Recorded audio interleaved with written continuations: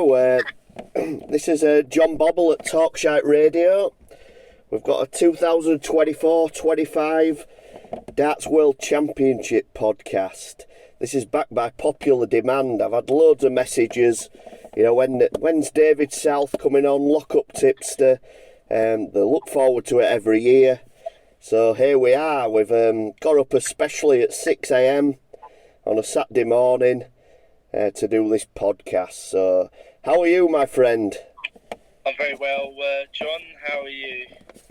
Not too bad. A bit tired, but we've got to give the viewers and the listeners what they want, because we all know the darts is the official start of Christmas. Absolutely, and having the World Darts Championship starting on Sunday night this year actually feels quite special because we can get our weekend out the way and then Sunday evening sit down, relax, and watch some darts. Yeah, I agree. It's the perfect start. So we'll be talking over a few bets and a lot of potential sort of runs players might have. And, most of all, what prices stand out. So let's, without further ado, let's have a quick, brief thoughts of what your feelings are for this World Championship. Well, there's a lot of players that aren't coming into this with a great lot of form. Certain players have got money to defend. Michael Smith won 2 years ago. He's not had the best of years, to be fair. He's got 500,000 to defend. Although he's had a bit of a rocky time, he did win the PDC Pairs World Cup earlier in the year, as well as he reached the World Series final as well as making the top four of the Premier League and semi-final of the match play. So I think people are going to underrate him a little bit. Of course, the final that we won't see this year will be a repeat of last year's final, which will be the battle of the two Lukes, because by virtue of the Players' Championship finals weekend a few weeks back, they are now in the same half of the draw, which means that we'll have to wait for a semi-final showdown between the two Lukes if it's going to happen. I'm not sure if it will, but with 96 players involved in the championship, it could be anyone's. Yeah, true. And back on Michael Smith, Mr. South, a player that won it year before last, and to come in, a lot of firms have him at 33-1. It's just, I can't remember when that's happened. It's a huge price. Probably somebody like you going back to when Kirk Shepherd got to a final, year after, but obviously he didn't win it. But it's a massive price, and he's down at 28-1 at Betfred, which Betfred are the only firm that are going top four this year. Credit to them. They are going. Just before this bulletin started, we did a couple of background checks on which firms were offering a quarter of the price, and yes, Betfred, the only firm so far this year to have taken that milestone, so credit to them. Their outright prices seem pretty on par with other firms' prices, although that they're taking a little bit more caution in offering slightly less than the Ladbrokes 33-1 that you could achieve if you really fancy Smith to go all the way.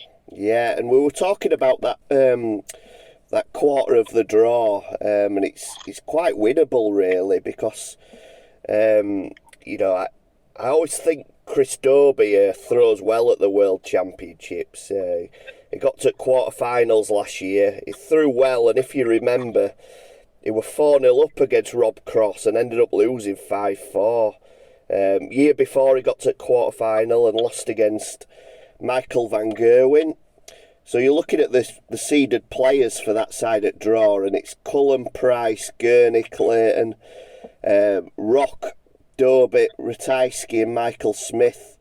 That's a very open-sided draw. It is winnable, that. And it's one game away from semi-final, and Chris Dobie is priced at 33-1 at Betfred. I can see where the attraction comes through there. I mean, a possible third round seeded tie with Josh Rock.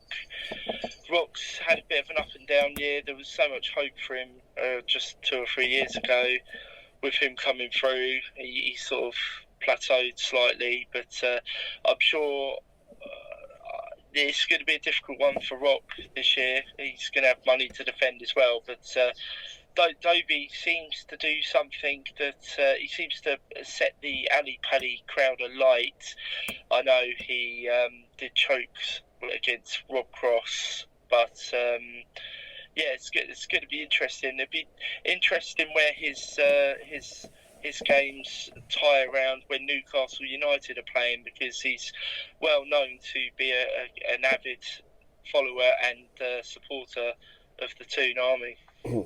I'm just looking a bit further. So Chris Dobie to win that quarter of the draw, he's only at 9-2 at Bet365. So you're looking at that price at 33-1 to get to semi-final. It's got quite a big difference, and he's 40-1 at a lot of firms, just half at odds to get to final. So the bookies fancy it. That's a huge jump from 9-2 to 33-1. That would almost suggest that there's an error in the pricing there. But I think if you wanted a run, obviously Dobie will face Michael Smith if they meet via the seeds in the quarterfinal. So that will be the stumbling block if you're fancying Chris Dobie to go quite some distance, and you're back with Smith as well.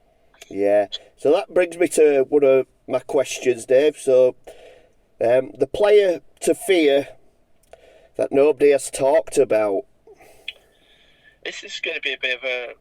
Some people are probably going to they're going to question me on this one, but Ryan Joyce, I must admit, he's always someone that's there or thereabouts. I certainly wouldn't want to face him in a longer format, because the guy has got some mileage. I know he can run out of steam, but he's had some good success at the World Championships in the past. He's 50-1 to win his quarter. I mean, his finest display was to be a quarter finalist back in 2019, so it does feel a long time ago. He's had a fair 2024. I mean, making the semi-finals of the Grand Prix in October just a couple of months ago was probably a highlight of his career.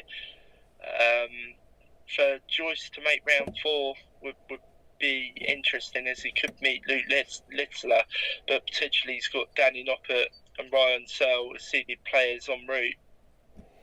If Joyce was around the 8-10-1 range, that might have some mileage, but just looking, that they were my initial notes, but Paddy Power have actually come up with 16-1 for him to make round 4, so that would be a small bet that I would be willing to take on, seeing that Joyce is a tough opponent to beat.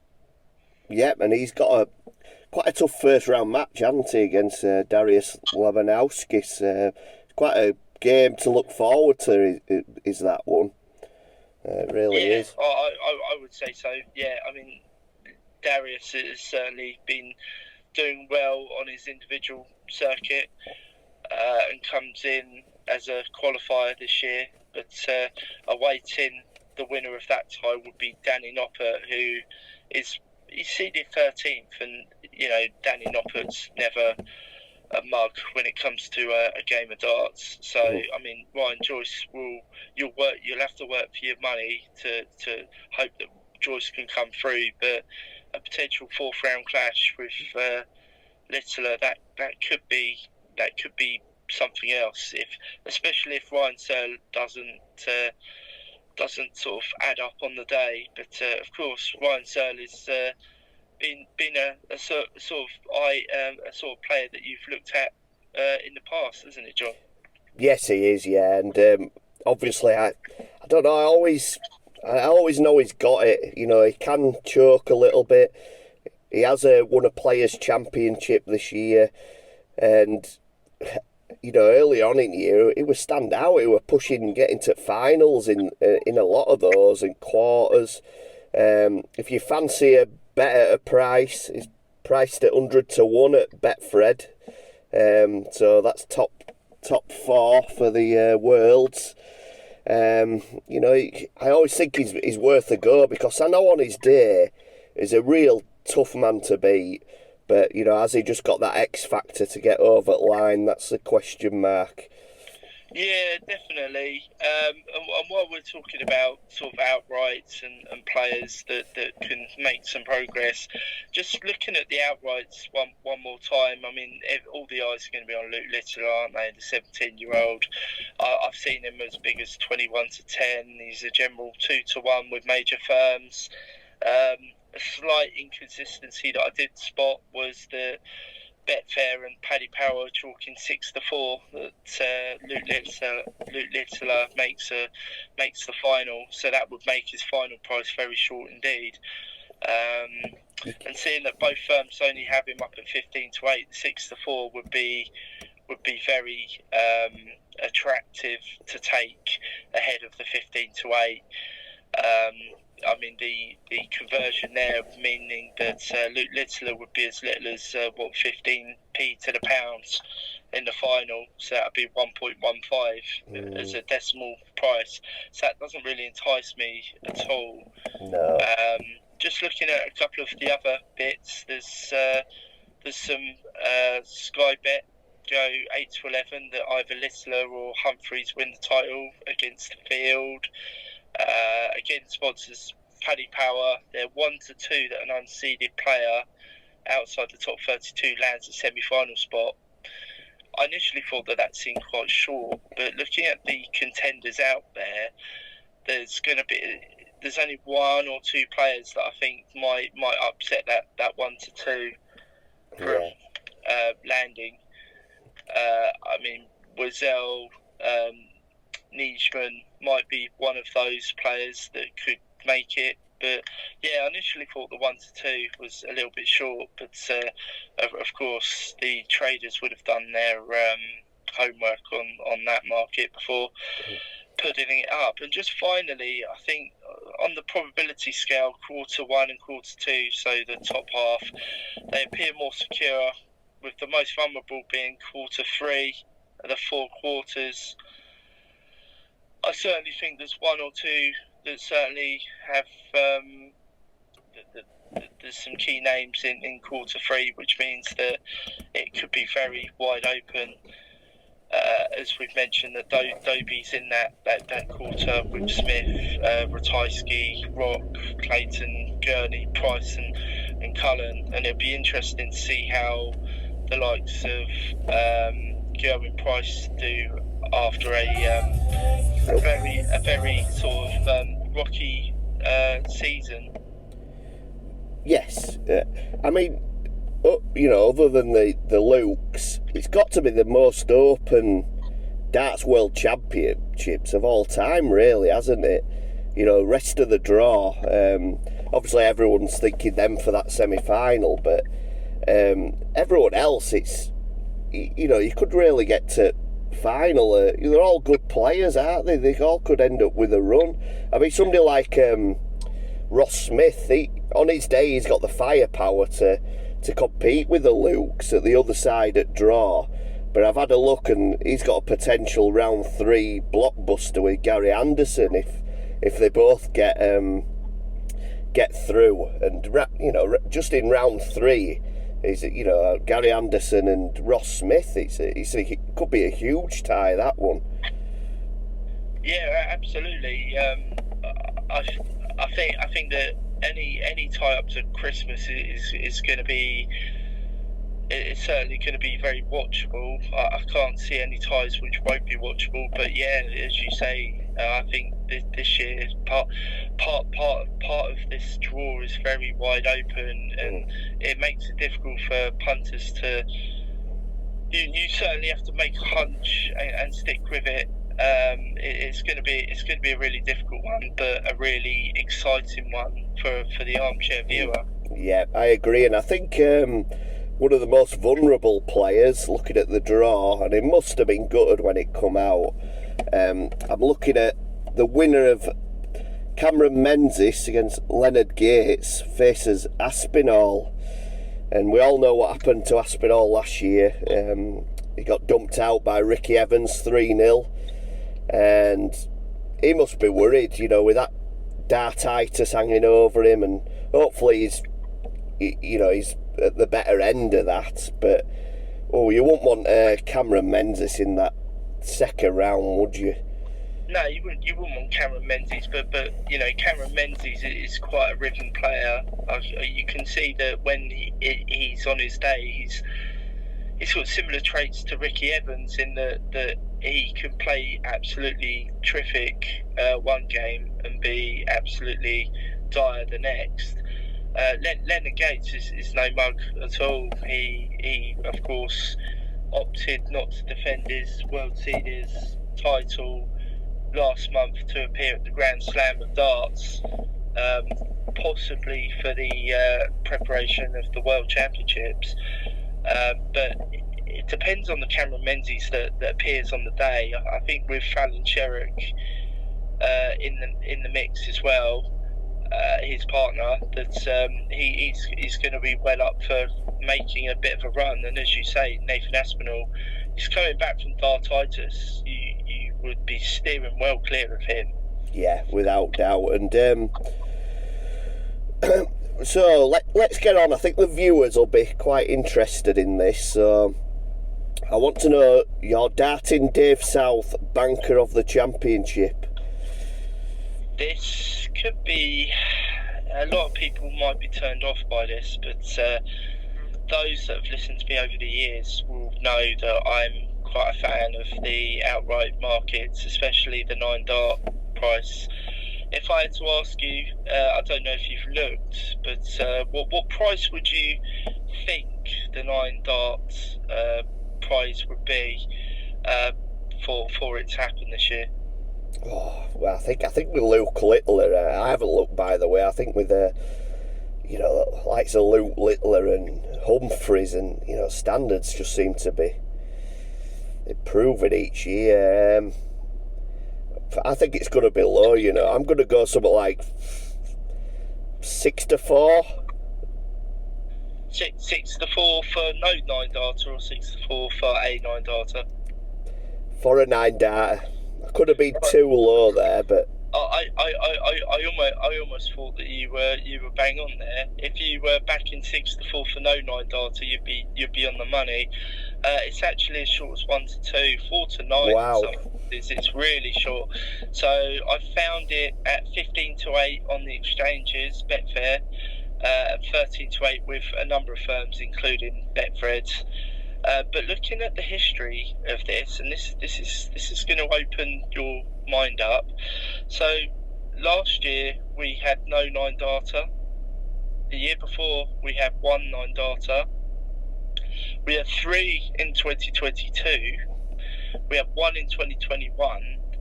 And then between 2020 and 2017 we didn't have a single 9 darter. And then going back to 2016, Gary Anderson era, we have 1 in both 2015 and 2016. So out of the 10 years, we've only had a 9 darter at 5 of those championships. Yeah. And only at the 2022 World Championships did we have more than 1. William Borland kicked us off in the 2022 World Championships with his infamous 9 darter. Which 2 more followed. So yeah, there are some markets out there which Bet365 are offering 4-9 on fewer than 2. But yeah, it's gonna be quite a bet that some people are probably going to be put off at every time a player's hit 6 perfect darts. It's going to be the nail biter. But of course, the players have got to achieve it. and I'm sure it actually might happen. And knowing us, it will happen in the final. Just as we think we're home and dry, it will get landed by someone. But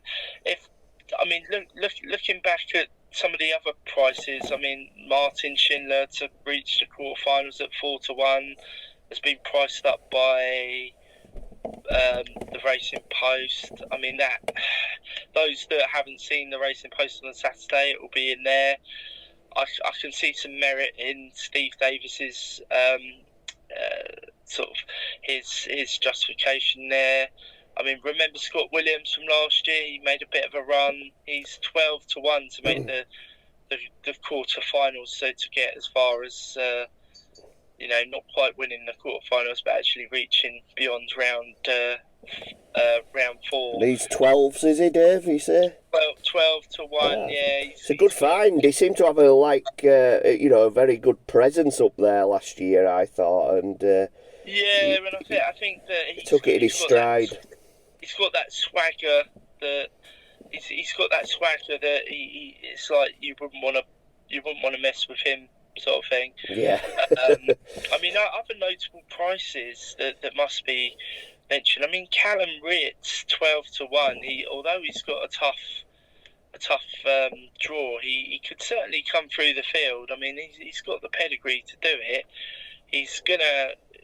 I mean, for your price to get through to round 3, he's got potentially Martin Schindler in round 2, and then he's potentially got either Willie O'Connor or Dylan Slevin, or the winner of that will face Dimitri Van den Berg. So, I mean, that might have some mileage in, especially if you think that Dimitri Van den Berg may be a bit hit and miss. Mm-hmm. Yeah, true. I can see that. I can see Rids on his day, really doing some damage, actually. But again, he's a bit of a confidence player. I know his confidence has been lacking a bit this year. He's been a bit down with his darts. But if he's come to this tournament in that fine fettle, I think it was Worlds probably, 2 years ago, he probably burst onto the scene, and then Rock, year after. But he's definitely got that in his locker, without doubt. Oh, absolutely. And admittedly, after this goes out, I'll be putting my preview on the Lock-Up Tipster website, which will post a link in the audio of this. I'm going to examine those quarterfinal prices which have come up on Friday night a little bit closer, so there may be another bet or two that might appear. But it's worth noting that sponsors Paddy Power have actually got a lovely special for store card holders. Now, you made me aware of this earlier in the week, and I've since seen it, that they're offering a £10 maximum stake. The Luke Humphreys wins the title at 8-1.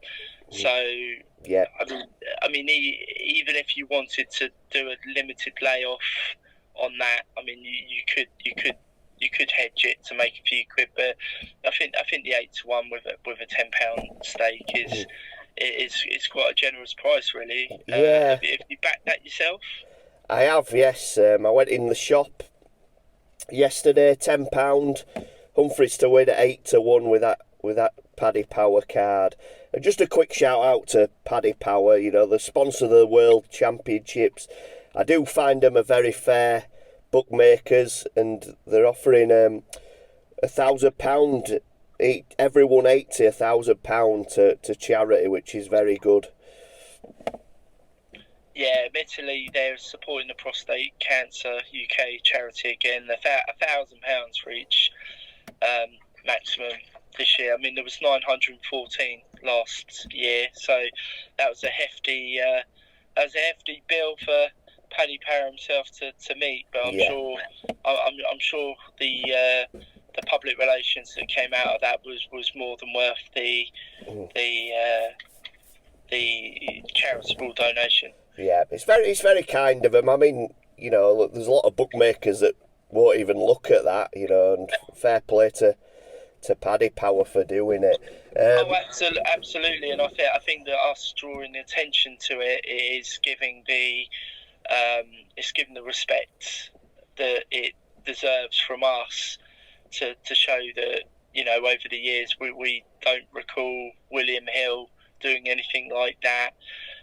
LeBrook, certainly we don't remember anything like that. So I mean Paddy Power love their little promotions and their quirky adverts. This is just another PR. You know, I love to meet their PR people because they've got some very out of the box thinking, certainly, that gets a lot of eyes on the product. Yeah, especially on their Twitter account. Sometimes they have some, really funny tweets, and they're a bit out of the box. I quite like it. They're a bit different. But without further ado, give me an outsider at a price, Mr. South. I know we have touched on a few. I've give people Derby and another outsider. I know he's in the tough part draw, but you know what?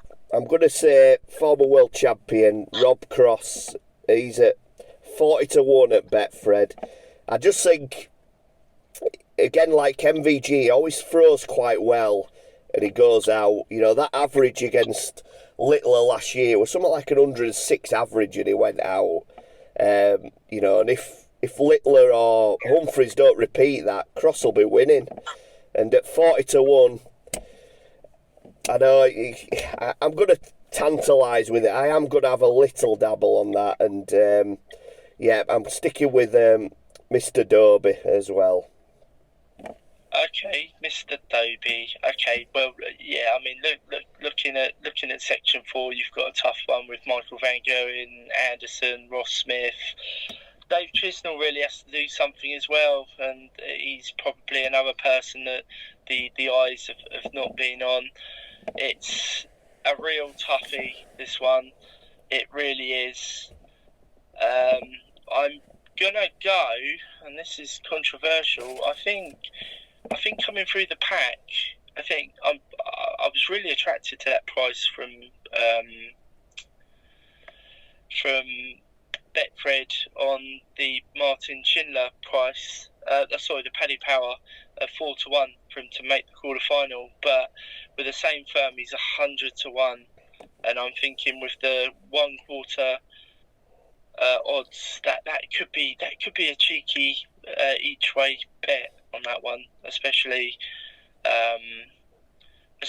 we know that the German powerhouse, he can certainly throw, but I suppose if you really wanted an outright bet from Schindler, I mean, he's as big as 150-1 in places, but it's really a tough one. I mean, I've gone with the 9 Data as a shorter price, but I think that the real value can be captured from some of the sub markets, such as to reach round 3, to reach the quarter final, would possibly be the way that I would go this year. No, that's fair enough, and the viewers always take they love looking at your tips, Mr. South. So I think any recommendation is worth it, and they'll be up on your website. They'll be up on the website some point on Saturday. One thing that we haven't talked about just briefly, although we've touched on the 180s, is that the 180 line has been set at 924.5 by the sponsors. William Hill have been a bit more cautious, going 927.5 at your typical 5 to 6 either way, seeing that the count got to 914 last year. Some are even saying, could it even reach 1,000 this year? It feels a little bit. It feels a bit far out of reach. And Sky Bet were offering around 6-1 for that to happen, which doesn't really appeal. But it'd be interesting to see how close it gets to that figure, that record of 914. Yep, true. And anyway, I'll probably like to wish you a Merry Christmas, Mr. South, and it's been a pleasure speaking to you. And I'm just going to go over a couple of round 1 games just to tantalise the darting taste buds, what I feel, really exciting times. We've got Sulovic and Campbell I quite like that. We've touched on Joyce and Lebanowskis, which is an excellent round one game. And I'm looking as well, I think Highbricks and Keen Barry's a very interesting game as well. I do fancy Highbricks for that. I mean, Highbricks came into a little bit of form just coming into the Players' Championship finals. He's sort of coming into a bit of form. If he could make it through Keen Barry, who has a throw that doesn't really appeal to a lot of people. The way that his darts angle sometimes makes it very tricky to even consider him on the 180 market, definitely. But it'd be interesting to see how Martin Lukeman comes through knitting Kumar before potentially meeting Andrew Gilding. I mean, that could be anyone's game, really. But as you said, Matt Campbell, he's a Canadian player. He's playing Mentor Sulovic, who has sort of been off the radar for some time now. I mean, he reappeared on the radar at the Grand Slam of Darts. But yeah, it'd be very interesting to see how the likes of him, Matt Campbell, even European champion Richie Edhouse, who, there's going to be a lot of expectation from him, really, potentially facing Luke Littler in round 3. True. But Nathan Aspinall, it could be do or die for him, as well as Michael Smith. He could tumble down the rankings if he doesn't do well in this, losing 500,000 off his order of merit. It will keep him in the top 10, but it will be very tricky to justify him as a Premier League place. True. There is so much on the line. First, second round, third round games are absolutely huge this year. And we're ready for the Christmas darts. We'll look on the website, Dave. We'll hear this podcast and some further tips from yourself. But I'd like to wish you a Merry Christmas, and thanks for joining me this very early Saturday morning. Have you anything more to add to the listeners? Well, I've got a lot of research to do on the quarterfinal betting, but anyone that is listening, I do wish you a very Merry Christmas and a prosperous 2025. Many thanks, and it's 107.8 FM Talkshite Radio. It's been a pleasure, Mr. South, and you have a very, very Merry Christmas. Thank you.